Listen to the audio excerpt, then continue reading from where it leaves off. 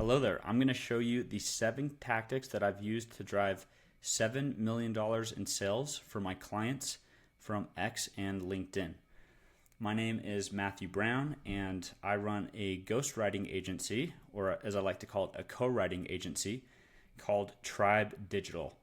And we work with B2B business owners and help them get leads through X and LinkedIn, a mix of content marketing and outreach. And so I'm going to show you these 7 tactics that have driven the leads for my clients. So we'll go through all 7 one at a time. Quick overview. The first tactic is choosing the right clients, and I'll share stories with each of these tactics. The second is having a compelling offer. The third is a specific niche, a specific problem, a specific solution. Tactic 4 is 7 types of content that drive leads. That I've seen over the past 2 years that I've been running this business. Then we'll talk about, should we get people to go directly to Calendly or to book a call, or should we send them to lead magnets? Tactic 6 is making traffic worth more. So 2 people can get the same amount of traffic and one can make 10 times more money. What are those other variables that matter? And then tactic 7 is playing the long game and how that affects your lead generation. So let's dive in. Tactic number 1. So choosing the right clients. When I started my ghostwriting business, I spoke with my first couple of clients. One wanted leads. The next one wanted followers. And because I was brand new, I said, okay, let's do it. And I tried to achieve both objectives. And so over the course of the next 12 months, I took on a lot of clients for both, people who wanted followers and people who wanted leads. And I started to notice things, but I wanted to write down and figure out formally what made the biggest difference. And so I did a top 20% analysis. How you do this is you basically, in my case, I went to Stripe. I downloaded all of the customer information into a Google Sheet, and I looked at the clients who stayed the longest and paid me the most. And I said, okay, of these, and I didn't have that many clients, say that there were 20. I said, the top 5, what do they have in common? And the bottom 5, what do they have in common? And I found that the I Want Followers group of clients, they had about 1/3 the lifetime value of the I Want Leads for my B2B business clients. Lifetime value is how much they pay you over time. And so that was really notable. And of course, I care about how much they pay me, but it also is, lifetime value is a good indicator for how much value a client is getting from the service. And so I thought, okay, I make more with this and I deliver more value for these types of clients. So you can imagine what I did. I started to focus exclusively on the clients who wanted leads for their B2B businesses. And over time, this has become more and more refined. I've taken some clients on who have really small businesses, like a $10,000 per month business or a $20,000 per month business. And those clients are not ideal for me because they have one bad month and they're gone like that. Versus someone who's making, $10 million per year, they're not worried. They can look a little bit longer term. And so the question that you should ask to decide who you should focus on is, what avatar gets the most value from your services? And if you've been in business for some time, it's not that hard to figure out. Just go and download a spreadsheet of all of your clients, sort them by highest value to least value, and look at what they have in common. And then adjust all of your marketing to attract those types of clients. So that's what I've personally done, and I encourage my clients to do it as well, because going after a different avatar can be the difference between a very small business and a large business. Tactic number 2, compelling offer.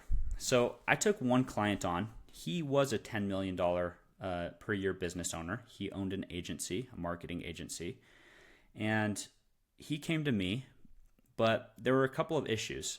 He didn't want to promote his agency at this time, it was just X or Twitter. And so I said, okay, well, what do you want to promote? And he said, you know what, I'm not really sure. I want to get some followers and just start putting my face out there, get my name out there. And so I said, okay, I mean, you seem pretty legit. You've got a cool story. Let's do it. And this is what happened. The very first week that we worked together, we start posting content. And his goal was, I just want followers. I want attention. And so we kind of created a content strategy to fit that mold. And we do get some followers. We get some attention. But week 2, he changes his objective. We hop on another call and he says, you know what? I don't think followers are going to be that valuable. I want email subscribers. Let's push everybody towards the email list. So I said, okay, change the strategy. And we went and started pushing to get people on his email list. We did some auto DM giveaway drops where we created a lead magnet and we gave it away in exchange for people's emails. And we got, I think, a couple of hundred email subscribers. But we hopped on another call, week 3, and guess what he wanted? I want to get a return on investment for this content service that I'm paying for.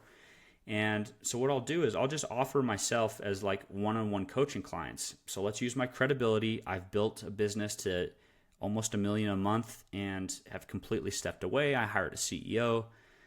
So for people who are doing over 100K a month and want to get to $1 million a month, like let's offer my time as one-on-one coaching. And so we focused on it. And just to be clear, these weren't actually week by week. It was probably 2 or 3 weeks of each, maybe 3 or 4. But so we switched the focus again. So we're not going broad. We're trying to resonate with business owners who are doing 100K per month. You can imagine the content's very different. And you know what? We actually landed 2 of them. So we had some success there. But the follower growth slowed down, the email subscriber growth slowed down. And what happened after that is it went back to the same cycle. So this client ended up getting a good return on investment because he sold his time for a really high prices. But the point here is he just kept going back and forth. He didn't have a clear offer that we were pushing. He didn't have a clear value proposition for people to follow him. And so he was one of my most frustrating clients to work with. I think we worked together for 8 months. We have a good relationship to this day, but he was very frustrating to work with on my part, and he didn't get the results that he wanted on his part. And that's because we had no clear offer and value proposition. Very, very frustrating. So I just made this quick graphic to show you if you have one offer that you're pushing everybody to, or one value proposition, like why people should follow you, and you're just true to that, then this is what happens. All of the inputs, they go in the same direction, and you start to see compounding results. However, if you do what this client did, and they say, yep, this week, let's do followers. Oh, next week, let's do email subscribers. You know what? Actually, why don't we get leads for my high-ticket service? And it just switching off back and forth, then the inputs they're not linked to the same output. We're trying to get multiple outputs, and so we're just moving in different directions, and overall, you just don't get as good of results. So the conclusion here is you need to know, like, what am I offering people? And that can be both a business offer and your value proposition for people to follow you. If you have a clear through line, it just makes it so much easier. Okay, tactic 3. Specific niche, problem, and solution. So I posted this on LinkedIn 2 weeks ago. I said, would you rather get 400,000 views? So you can see right here, 409,000 views, like this image on the left, or 10K views, really 8.9K views, like the image on the right. You can see there's some bias here. This is me, Matthew Brown. And this one, I just blanked it out because it's not important who wrote this. But if you look at this, so this topic right here, there's a guy who goes around the U.S. asking 70 to 100-year-olds their biggest regrets, biggest lessons, advice to their younger self. Most of their answers are the same. Here are my top 8. And then after that, there's videos going over the top 8 answers. It is interesting content, and I don't mean to bash this in any way. So if you're trying to grow followers, awesome. Like this is a great strategy. And if you have a life coaching offer where you're like, let's avoid biggest regrets, let's learn lessons from people ahead of us, then this might be super aligned with your offer. And at the end of this Twitter thread, you could have a link to either a newsletter, a lead magnet, or to book a call with you to learn how to improve your life. That would be a great strategy. But if I'm selling a B2B service, like a ghostwriting service, which I am, it wouldn't be very beneficial for me to post something like this. Sure, I might get a lot of exposure. Maybe I'll get some followers, and maybe eventually some of those will convert. But the people who follow me for this, they want more of this style of content. It's not the reason I want them to follow me. So let's take a look at this post. I took a client, and 3 months later, we launched their SaaS and service. Results after 12 months, 539 followers to 5,797, $0 to 100K plus monthly recurring revenue, average of 10 high-ticket qualified leads per month. Here's what we did month by month. I have a screenshot of the client after a post did really well, and then each part of this thread just goes over month 1, month 2, month 3. Here's what we did. Here's how many leads the client got. Here's proof, and I would show screenshots. So I asked, which one would you rather have? And I can tell you, because this was for my personal business, this individual post made my business over $25,000, and it only got 8,900 views. That's 1/40th or less the views that this one got, and I bet this wasn't worth nearly as much to this person's business. So there's a lesson there. And so the first principles thinking is really taking things down to their base units and understanding them very simply. And so here's a principle for you. The more specific you are, the more your content will resonate. You can imagine if I write specifically to B2B owners who sell a SaaS and a service, this is going to resonate. And if I'm selling the same thing, but I post this, it's like maybe they'll read it, maybe they won't. It's definitely not going to help them convert. So just to prove this, if someone says in a very crowded area, someone says, hey, you might look over and see if they're talking to you or just somebody else. But if you're in that same crowded area and someone calls your name, hey, Matthew, you will definitely pay attention and look right over. And so the more specific you are, the more your content will resonate. Last point here is if you are everything for everyone, you can imagine if people came to me and I was like, oh yeah, I could do your landing page. Sure, I could redo the entire copy of your website. Yeah, I can write for you on Twitter. Oh, you need Facebook posts? Sure, I'll do that. Then I'm positioned in the opposite position of a premium person. Like if I say, nope, sorry, all I do is Twitter and LinkedIn content to drive leads for your business, people are actually going to trust that's what I do. Versus if you're everything for everyone, then the reality is you're nothing for no one. You want people to be able to identify you and say, oh, yes, this guy is for me. He serves exactly who I am, and I know he can solve my problems. Boom. All right, tactic number 4, 7 types of content. So this is specifically for a personal brand. I'm not a big believer in posting on your company brand on LinkedIn. If you post once per month, you'll get the exact same benefit as if you posted daily. Because let's state the truth. 5% or less of the content you consume is from companies. It's all from people. People want to hear from people. People want to buy from people. Personal stories are far more interesting than some promotional ad-like post from a company. So from a personal brand, these are the 7 types of content that I've seen to be really important in building a personal, like a high-value compounding personal brand, and also driving leads. So first off is value posts.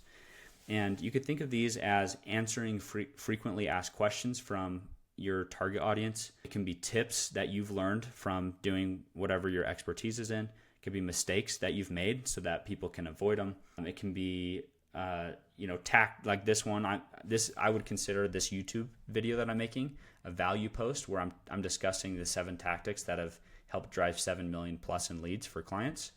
That's what value posts are. And you need these if you want to convert people. This is the type of content that will convert people. Next, we have storytelling posts.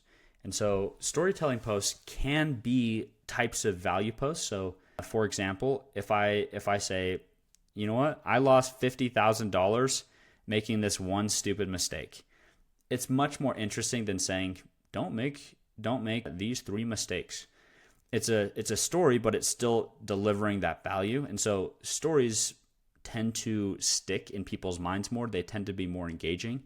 And so using stories, personal stories, is really powerful. The easy way to start story posts is with some moment in time. So you say, last week I was at the doctor's office, or you say, I was speaking to a client yesterday, or over the past 2 years, XYZ has happened. So some moment in time is a great way to start these. Next, personality-based posts. So if you think about it, there's a lot of people who write online. So on Twitter and on LinkedIn, there's something like 400 million daily active users. And you have a lot of competitors for whatever your service is. Maybe you have a really unique service and there's fewer competitors, and that's great for you. But for the most part, people have competitors. And personality-based posts are to really distinguish you from competitors. And so there's different types of personality-based posts, and I actually share one of them down a little bit further. It'll actually be the next type of content. But high level, this could be like memes that are funny and related to what you do. They can be opinions. So you draw a line in the sand and you say, yep, this is where I stand, and people can choose, if they agree with you or not. So being a little bit more polarizing, and it can be an occasional like, oh, here's what I'm doing this week, and it can be a little bit off your typical category style posts. Okay, next, enemy-based marketing. So this is a type of personality-based post that is really powerful. So you could imagine if you pick some enemy. So in my case, say that I pick ghostwriting agencies, and I call myself a co-writing agency. And I say, you know what? Ghostwriting agencies, what they do is they will go and they'll Wikipedia information online, and they'll just compile something that they think is interesting, and they'll post it on your account. That's not what we do. What we do is we speak with you.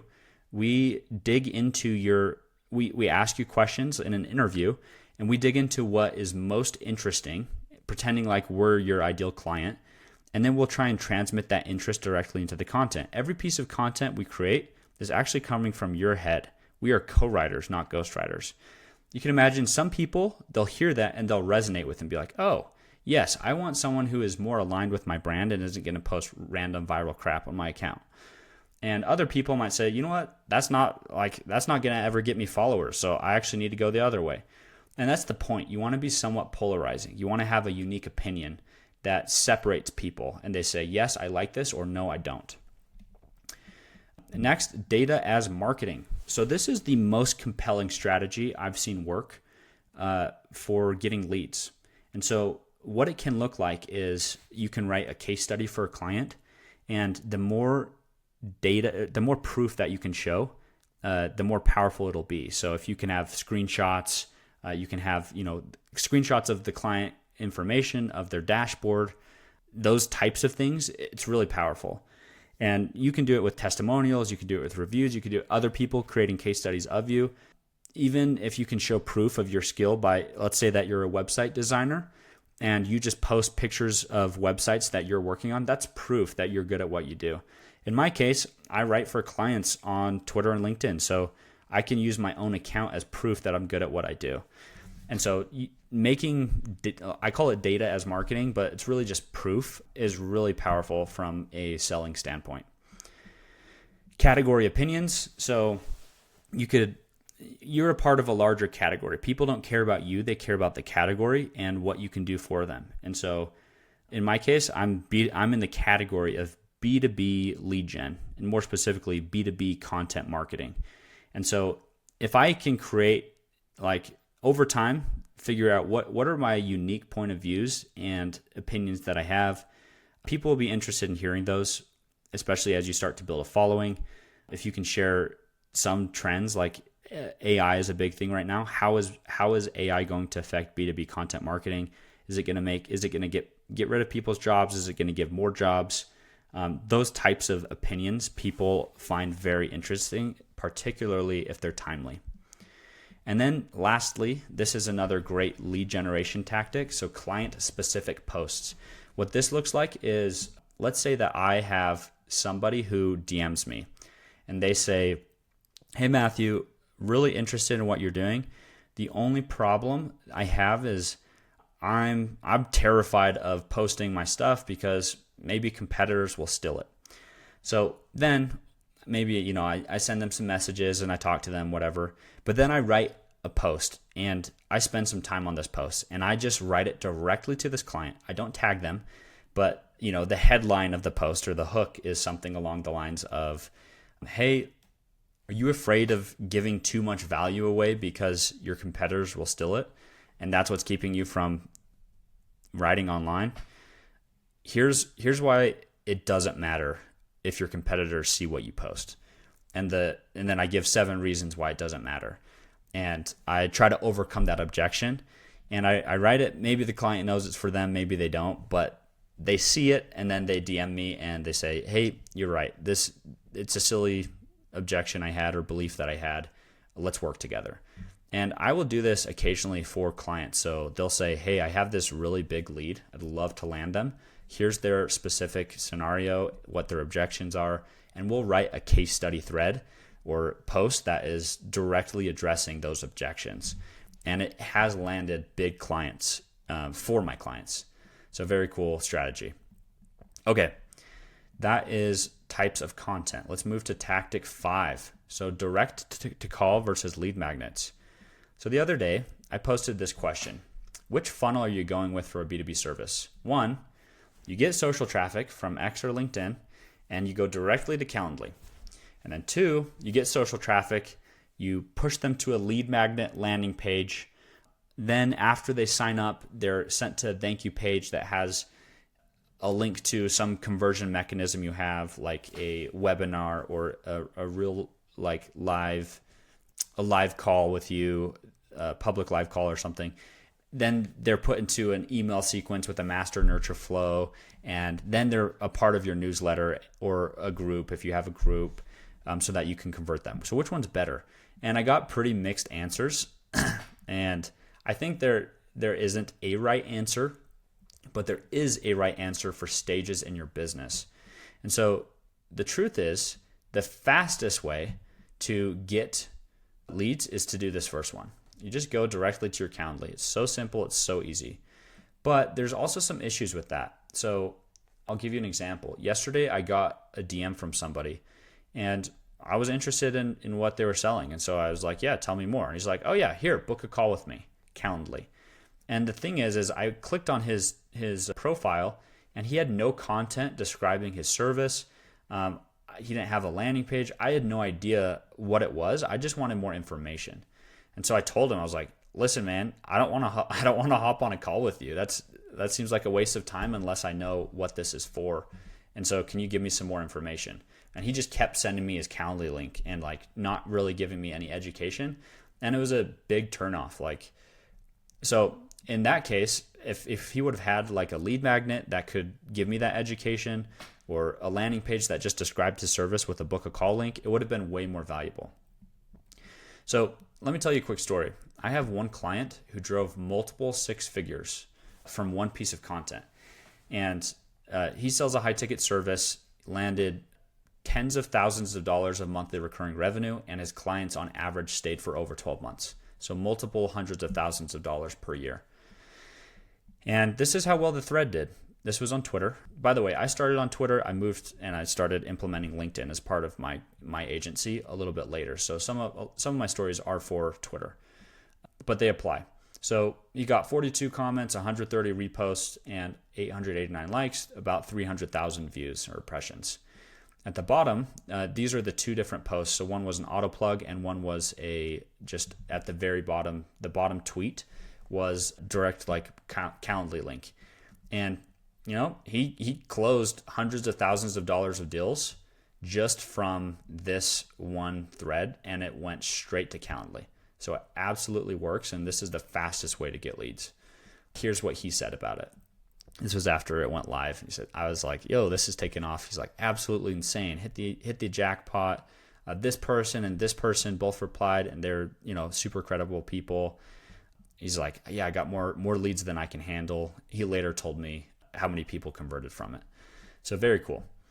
But take a look at this graphic. So if you have total potential leads, you can imagine maybe 20% of those people will book a call with you or they'll shoot you a DM. But probably 80%, maybe 90% of people, they'll have some interest, but they're like, it's not enough that they're going to get on a call with you. However, if you have instead of taking this massive, you can imagine if you're trying to step up stairs, you're trying to make this leap of like 4 or 5 step ups. Some people are like, yeah, let's do it. Let's jump. But most people are like, yeah, maybe if you give me 1 step, here's a resource that you can use that will be, educational or useful for you. It'll educate you on this category. Then people will take that step, but they won't make the massive leap. And then if they take 1 step, they're more likely to take more steps. And so it's something to think about. Long term, the better way to build it out, if you want to maximize your leads, is to have the entire funnel. But short term, absolutely, like go for some leads. Cool. Next, this is a fun one. So tactic number 6, making traffic worth more. So you could imagine we got this guy, a little blurry, and he is selling a fitness course or a fitness coaching program. And you see this picture and you instantly think, okay, this guy, he's not credible. He should not be selling fitness because he's not ripped. He's tiny. Second, let's say that he's like, oh, I actually don't have the coaching offer, like what I'm going to sell people. It's not created yet, the course, the program, but I will create it. So let's say I take this guy on as a client and he doesn't have this offer. I'm like, okay. Next, he sucks at sales. He gets on a call and he just stumbles. He can't say things clearly. He can't communicate. Not good. Next, if he gets a client, he's going to do everything himself. He doesn't have a team to do it. Next, he has really low lifetime value. His clients, they won't pay him very much. If he sells anyone, instead of at $500, it's going to be at $50. And he can't keep clients. The ones that he gets, they churn really quickly. They won't stay with him because they're not getting results. And he's got a bad reputation because all of these clients keep leaving. And finally, he doesn't have any resources to use, like an ebook or a email course or anything that people can go through to educate themselves on. This would be the worst client that I could take on. However, let's go to this guy. Is he credible if he's selling a bodybuilding or fitness program? Probably. You just take one look at him and you're like, okay, this guy, he knows how to get big. Let's say that he's got a great offer. He says, yep, in 90 days, I can help you lose X amount of pounds. And we have a 70% success rate. You're like, okay, that's pretty legit. And he doesn't get on the sales calls. He has a sales team that closes people above industry average close rate. Okay. And also his team delivers. So the sales team sells the person and then his team delivers on his behalf. So he doesn't even have to worry about that. Next, he has a high lifetime value. He does sell that 500 package up front. And then at the 90-day mark, he upsells and does one-on-one coaching with a select few clients for $2,000 or $3,000 per month. So he's able to make clients worth way more. And then he's able to retain clients because they get results. He builds a great reputation because of the results he's getting. And he builds, because he has the time, he builds lead magnets. He has a funnel. He has ways to convert people. He has a newsletter. He has a webinar that he does. You could imagine in this case, this client is far, far more valuable to work with. And so the thing is, these two people, they could get, let's say they get 100,000 impressions per month. This guy up here, he might make $0 or $20 in sales from it, while this guy right here might make $50,000 or $100,000 in sales. Same amount of traffic, but the traffic is worth a different amount for each of them. And so getting these variables right is important. And so I try to educate my clients on these things. And I try to take clients who fit these things because my success rate for my service goes up when I get people like this. And so I do have a client and he is just like this. He doesn't sell fitness, but he sells a program and he sells the equivalent of he has the credibility. He has a great offer. As I was going through this, I was thinking about this person. He has an amazing sales team. He has a team that delivers. He's got upsells and high lifetime value. And so in 10 months of working together, we've done just under $1 million in revenue. And that's a huge part of the reason why. Sure, like I could say this is all due to my service, but the reality is it's in large part because he's got these things. Okay, last one, playing the long game. So when you play the long game, when you build a brand, you are playing the long game. The fastest way to make money is knowing sales and knowing marketing. The best way to build a big business and make a lot of money is to build a brand, because you can imagine if you have a random t-shirt and a Nike t-shirt, the random t-shirt might sell for $10 and the Nike t-shirt might sell for $40. That's the power of a brand, and it'll drive more demand. And so you can do this with a personal brand. It's actually one of the 7 competitive moats. If you've ever studied business strategy, they talk about 7 competitive strategies or moats that will make your business stand out and last a long time. One of those is branding. And so every person has the power of building a personal brand and building a competitive moat. So, and you only build it with associations over a long period of time. So you have to play the long game if you're building a brand. I'm going to give you a couple of examples of playing the long game. So I recently landed a big deal. Here's what happened. I get an intro through a referral, and I respond. And instead of responding immediately, what I did is I knew this client wanted some help with emails. And so I wrote 3 sample emails. Like, this is what it would look like. It took me 2 hours on a Sunday. And I literally just sat down, I wrote those, and then I responded, and I linked to those emails. In the DMs, or the conversation that we were having, he was looking for somebody that was full-time, and I wasn't willing to do that. I'm running my own business. But so he basically said no. But then he clicked on the email that I'd sent him. He looked at the emails that I wrote, and he said, "Hey, I read your emails. They're good. Let's talk." And he booked a call. This was on the call response. And so, awesome. We booked a call. I prepped for it. We had a great conversation, and I learned what he was looking for. And he had some urgent needs. And so, you know what I did? I went and I solved one of those urgent needs. I spent 20 hours doing this free work for this client because he's someone I really wanted to work with. And I was willing to do that free work, knowing that there's a chance it doesn't pay off and there's a chance it does. And who cares? Like, it's a good opportunity. So let's send it. And I did it. And I spent 20 hours on it. This was his response immediately as he started going through it. "You did an amazing job on this with almost no context. Very, very impressive. Still going through it." The end result of this is I sold my first $100,000 deal. I kept doing free work. I continued to do it, and he was like, "Hey, I don't feel good about not paying you. How can we figure out compensation?" And so I made a proposal, and he's like, "Yep, let's do it." So that's one example. I've done this dozens of times where I do free things to prove competence, and then they're ready to move forward. I also wanted to highlight, so my first client that I work with, his approach was from the beginning, like, I just want to help people, like get them in my DMs, like build rapport with them. I'll hop on calls with them for free and give them advice. And that approach has paid off massively. And he's built over a $2 million per year business directly from Twitter and LinkedIn. Lastly, I have this Facebook ads client who's been in the game for over a decade. And that provides a type of credibility that most people just don't have. He's been in the game for a long time. He's seen all the changes, and he plans on being in there for a long time. And just the stability, knowing that he's made it work no matter what's happened, the crazy changes with iOS, with Cambridge Analytica, all of that stuff. And so playing the long game is just a massive, massive competitive advantage. So those are the 7 tactics. And if you found this video helpful, I would love if you subscribe to the YouTube channel, where I will continue delivering these types of posts, these types of content for you so that you can learn how to drive more leads for your B2B business. Yep. Subscribe, drop a comment if you've got questions, and I'll talk to you soon.